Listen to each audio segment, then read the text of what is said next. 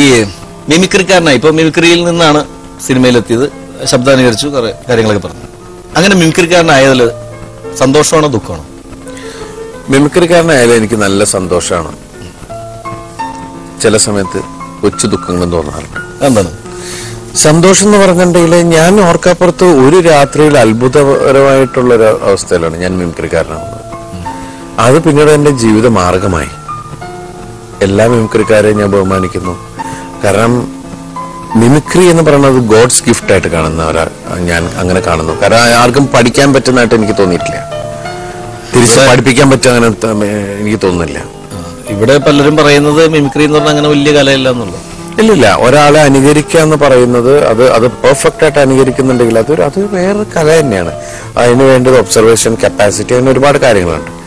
പിന്നെ ദുഃഖം പലപ്പോഴും തോന്നിയിട്ടുള്ള ഇപ്പൊ നമ്മൾ ഏതെങ്കിലും ഫിലിം ഞാൻ അഭിനയിച്ചതിന് ശേഷം ഏതെങ്കിലും ക്യാരക്ടർ ചെയ്യുമ്പോൾ നമ്മളെ അതിൽ നിന്ന് എന്താ പറയാ എന്തെങ്കിലും കുറ്റം കണ്ടുപിടിക്കണ്ടേ എന്ന് പറയാൻ വേണ്ടിയിട്ട് അത് മിമിക്രി അല്ലേ എന്ന് പറയുമ്പോൾ നമ്മൾ എത്ര സ്ട്രെയിൻ ചെയ്തിട്ട് എത്ര നാളായ ഞാൻ എന്തോരം കാര്യങ്ങൾ പഠിച്ചിട്ടാണ് ചെയ്തത്, ഇവരെത്ര നിസ്സാരമായിട്ട് അവരൊറ്റ വേർഡിൽ അതിനെ ഒതുക്കി എന്ന് തോന്നുമ്പോൾ ഒരു ചെറിയ സങ്കടം. ഒരു സങ്കടം തോന്നാം. ഇല്ല, മിമിക്രിക്കാരനായാലും എനിക്ക് ഒരിക്കലും ഒരു സങ്കടം തോന്നിയിട്ടില്ല.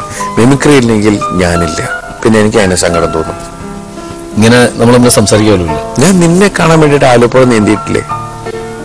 മിമിക്രിക്കാരനെ നീ മിമിക്രി ചെയ്യുന്ന അന്ന് ചെയ്യുന്നുണ്ടല്ലേ. എന്റെ ഓട്ടോഗ്രാഫ് ഒക്കെ വെച്ചു. ഓ കഷ്ടം. ഞാൻ പിന്നെ നിന്നെ തിരിച്ചറിഞ്ഞ ശേഷം ഞാനത് കീഴ്ക്കളഞ്ഞു. അതെ, താങ്കളുടെ പഴയ സംവിധായകർക്ക് എന്തുകൊണ്ടാണ് ഡേറ്റ് കൊടുക്കാത്തത്? പുതുമയൊന്നും കൊണ്ടുവന്നില്ല, അതുകൊണ്ടാണ്. പുതുമ കൊണ്ടുവന്ന ഡേറ്റ് കൊടുക്കും. പിന്നെന്ത്? നീ ഓരോന്ന് പറഞ്ഞു ഞങ്ങൾ തമ്മിലുള്ള സൗഹൃദങ്ങളൊന്നും കറയില്ല കേട്ടോ. അങ്ങനെയല്ല, ഞാൻ തമാശക്ക് ഓരോ നമ്മൾ ഇതിനകത്തിരുന്ന് ഓരോന്ന് പറയും. പഴയ സംവിധായകർ പുതുമയായിട്ട് വരട്ടെ, അപ്പൊ അവര് ഡേറ്റ് കൊടുക്കട്ടെ, അവര് കേൾക്കട്ടത്. ആ ദൈവമേ, ഇതൊക്കെ എന്റെ വേഷമാണേ. സിനിമ അത് സത്യത്തിൽ ഒരു ചൂതാട്ടമല്ലേ? ചൂതാട്ടൊന്നുമല്ല, നല്ല കൂലിപ്പണിയാ ഒരു കണക്കി പറഞ്ഞ. കൂലിപ്പണി? ഞാൻ വിചാരിച്ച ശരിക്കും പറഞ്ഞിട്ടുണ്ടെങ്കില് സിനിമയിൽ വരുന്ന സമയത്ത് ഒരു പണിയെടുക്കണ്ട എന്ന് വിചാരിച്ചിരുന്നത്. പക്ഷെ ഏറ്റവും കൂടുതൽ പണി സിനിമയില. ഇപ്പൊ എന്നു വെച്ചിട്ടുണ്ടെങ്കിൽ എല്ലാം എന്താ പറയണ ആൾക്കാർ ഇങ്ങനെ നോക്കിയിരിക്കും, അത് ഡ്യൂപ്പാണോ മറ്റേതാണോ മറിച്ചാണോ. ഇപ്പൊ 50 ലിറ്റർ ചാക്കെടുത്ത് തന്നെ വരെ 50 രൂപന്റെ ചാക്കാണ്, അതുപോലത്തെ വെയിറ്റ് ഉള്ള സാധനം എടുത്ത് തരുന്നത്. അല്ലെങ്കിൽ അതാണ് ഗ്രാഫിക്സ് എന്ന് പറയുന്ന ഒരവസ്ഥയാണ്. നമ്മൾ അത്രത്തോളം റിയാലിറ്റിക്ക് വേണ്ടിയിട്ട് എടുക്കുമ്പോൾ ചില സമയത്ത് നമ്മളായിരിക്കും കൂലിപ്പണിയാണ് നമ്മൾ ചെയ്യണേ. പക്ഷെ അത് നമ്മളുടെ കഥാപാത്രങ്ങൾ അങ്ങനെ ചെയ്താലാണ് അത് വർക്കൗട്ട് ആവുള്ളൂ, അത് ജനങ്ങൾക്ക് ഫീൽ ചെയ്യുള്ളൂ. ഗാംബ്ലിംഗ് അല്ല, ഗാംബ്ലിംഗ് ആണെന്ന് ഞാൻ വിശ്വസിക്കുന്നത്. നല്ല പണിയെടുക്കണം, അല്ലെങ്കിൽ പണി കിട്ടും സിനിമയിൽ. അതാണ് സിനിമ. നമ്മൾ സത്യസന്ധമായിട്ട് സിനിമ ചീറ്റ് ചെയ്ത് പല കാര്യങ്ങളും എടുക്കും, പക്ഷെ സിനിമ സത്യമുള്ളതാണ്. സിനിമയെ ചീറ്റ് ചെയ്യരുതല്ലേ? സിനിമയെ ചീറ്റ് ചെയ്യരുത്. ഇത്രയും ചോദ്യങ്ങൾ മിസ്റ്റർ നാദർഷ എന്നോട് ചോദിച്ചുകൊണ്ട് ഞാനൊരു ചോദ്യം താങ്കളോട് ചോദിക്കട്ടെ. ഈ കോളേജിൽ പഠിച്ചിട്ടുണ്ടോ? പിന്നെ സെന്റ് പോൾസ് കോളേജ് കളമശ്ശേരി. കോളേജിൽ പഠിക്കാൻ വഴിയില്ല. കോളേജിൽ പോയിരുന്ന കാലഘട്ടത്തില് എന്ത് വിഷയമായിരുന്നു കൂടുതൽ ഇഷ്ടം? പെൺവിഷയം.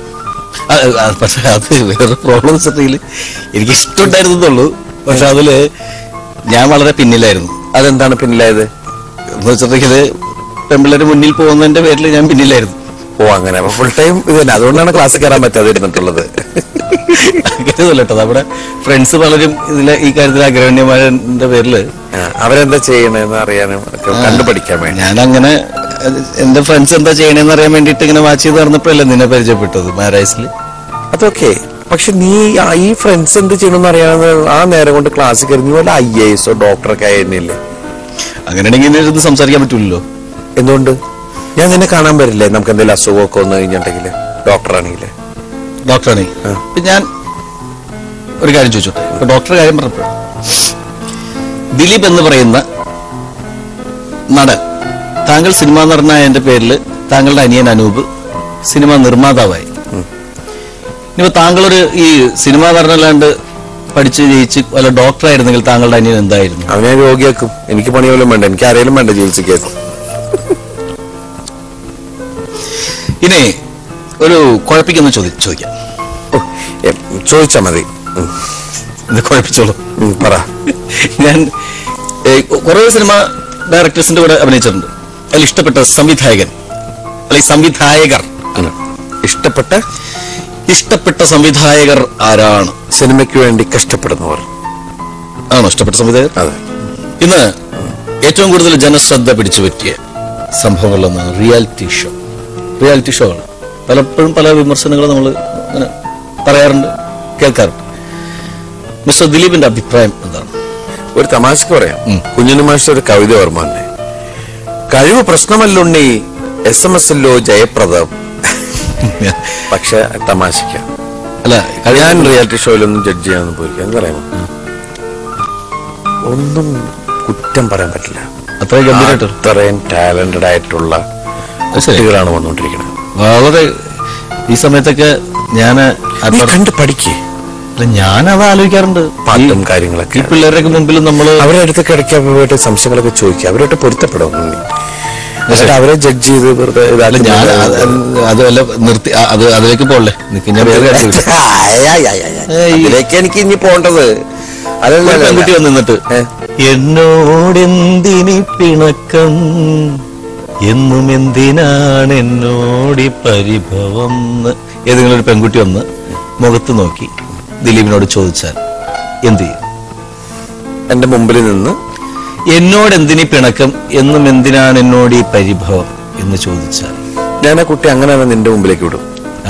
നിങ്ങളാണല്ലോ ഈ പ്രോഗ്രാം ജഡ്ജ് ചെയ്യുന്ന ആൾക്കാർക്ക് ഈ സംഗതി കുഴപ്പമാണോ, ഇത് തലയിലാവോ എന്നൊക്കെ ഉള്ളത് അറിയാൻ പറ്റുള്ളൂ. ശരി, ആ പെണ്ണ് തലയിലാവോ കുഴപ്പമെന്നുള്ളത് അറിയാനായിട്ട് എന്റെ അടുത്തേക്ക് വിടും. അതെ, മനസ്സിലായി. എങ്ങാട്ടാണ് അമ്പ് എയ്യണെന്നുള്ളത് പിടികിട്ടി.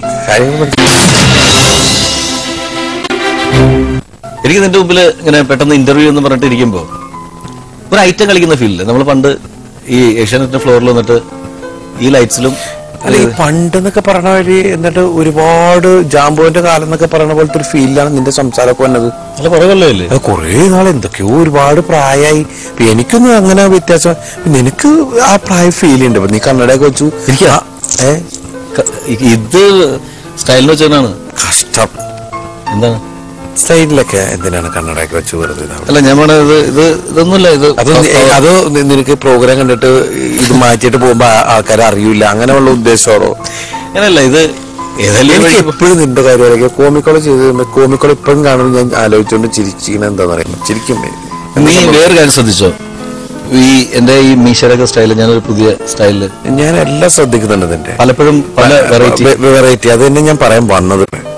സംഭവം എന്ന് വെച്ചിട്ടുണ്ടെങ്കിൽ ഇത് ഞാൻ കുറച്ച് ആൾക്കാരോട് പറയാണ്. കോമിക്കോള എന്ന് പറയുന്ന സംഭവം ഞങ്ങൾ ഏഷ്യാനെറ്റിൽ ഷൂട്ട് ചെയ്തുകൊണ്ടിരിക്കുമ്പോൾ കുറെ കാലം ഞങ്ങൾ ഏഷ്യാനെറ്റിലെ സ്റ്റാഫിനെ പോലെയായിരുന്നു. പ്രോഗ്രാം കോമിക്കോള ഇങ്ങനെ ഐറ്റംസ് ഷൂട്ട് ചെയ്തുകൊണ്ടിരിക്കുന്നുണ്ട്. അപ്പൊ നോക്കുമ്പോ എല്ലാ ഐറ്റത്തിലും നാദിർ ഷാ വേറെ വേറെ വേറെ വേഷങ്ങളാണ് ചെയ്തുകൊണ്ടിരിക്കുന്നത്. പല്ല് പൊങ്ങിയത്, കോങ്കണ്ണ് എല്ലാം ഭയങ്കര ഡിഫറെന്റ് ആയിട്ട്. അപ്പൊ ഞാൻ എപ്പോഴും വളരെ നോർമലായിട്ടുള്ള രീതിയിൽ തന്നെ അഭിനയിച്ചോണ്ടിരിക്കുന്നത്. അപ്പൊ ഇവൻ വന്നിട്ട് ഒരുവിധം തീരാറായി. അപ്പൊ ഇവൻ വന്നിട്ട് പറഞ്ഞ ഇടയ്ക്ക് എന്തെങ്കിലുമൊക്കെ ഡിഫറെന്റ് ആയിട്ട് ചെയ്യും, വെറൈറ്റി ആയിട്ടൊക്കെ ചെയ്യും എന്നെ കേട്ടില്ല. എല്ലാത്തിനും ഞാൻ വ്യത്യസ്തനായിട്ടാണ് ചെയ്തേക്കണേ. ഞാൻ പറഞ്ഞു നായിഷ, ആദ്യം ഞാൻ ആരാന്ന് ജനങ്ങൾ മനസ്സിലാവട്ട, എന്നിട്ട് പോയിട്ട് വെറൈറ്റി ചെയ്താൽ പോരെ. അതോടെ ഇവൻ തകർന്നു പോയി. കാരണം ഇവന്റെ ഉമ്മക്ക് പോലും കണ്ടുപിടിക്കാൻ പറ്റിയില്ല ഇവരെ ഏതാ. പല പല വേഷത്തിൽ വന്നിട്ട് അവര് മനസ്സിലായില്ല. നമ്മളിപ്പോഴാ ആൾക്കാർക്ക് മനസ്സിലായി.